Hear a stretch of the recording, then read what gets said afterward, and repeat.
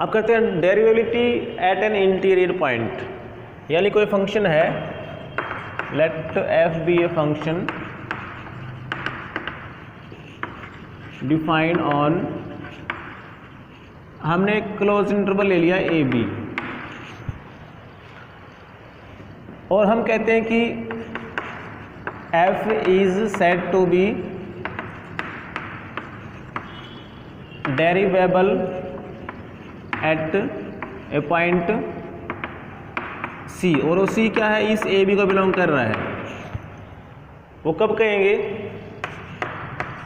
If limit of f of c plus h minus में f of c और by में ये H और लिमिट लेंगे एच टेंड्स टू 0।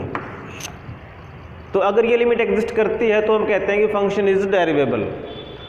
और ये लिमिट के भी हमारे पास दो तरीके होते हैं, एक तो करेंगे हम लेफ्ट हैंड लिमिट और एक राइट हैंड लिमिट। तो जो लेफ्ट लिमिट होगी उससे जो डेरिवेटिव आएगा उसको हम बोलते हैं लेफ्ट डेरिवेटिव, और वो क्या होगा, limit h tends to 0 minus. और अगर हम राइट डेरिवेटिव की बात करें तो उसमें क्या होगा, h tends to 0 plus.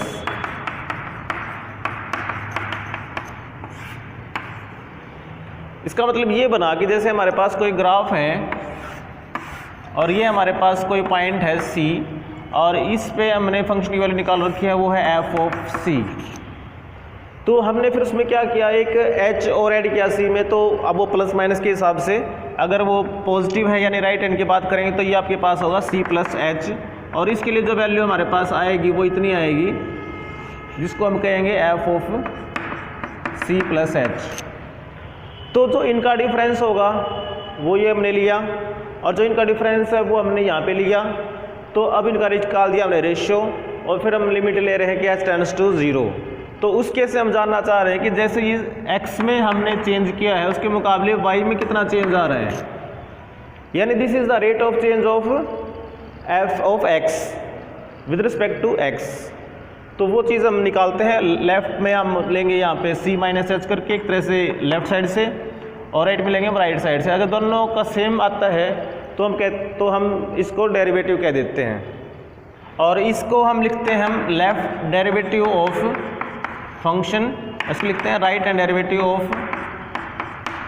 f of x।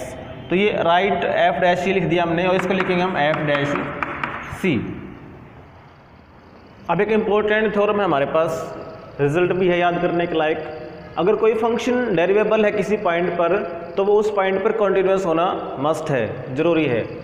तो प्रूफ देखिए, लेट फंक्शन का नाम ले लिया हमने f इज डेरिवेबल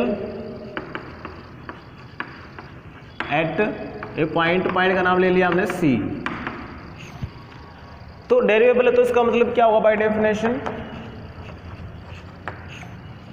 जो लिमिट हो गया हमारे पास f ऑफ c प्लस में h माइनस में f ऑफ c y में h और h टेंड्स टू 0 क्या होगी, एग्जिस्ट करेगी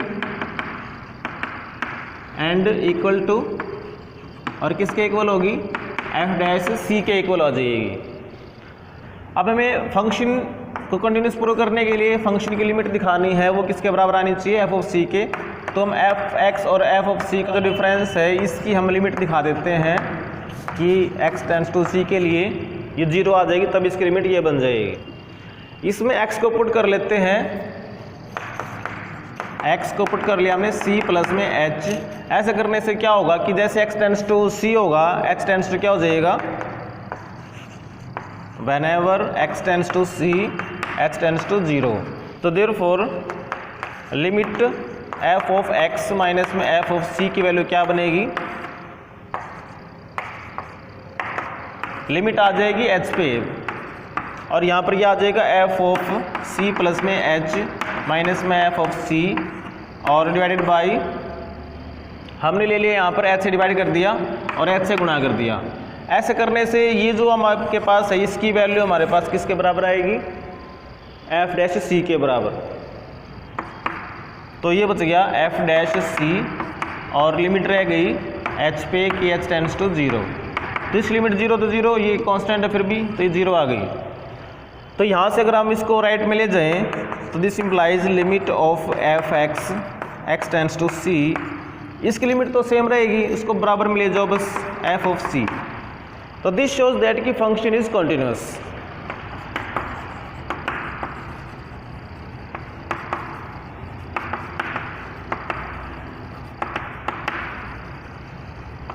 eight x equal to C.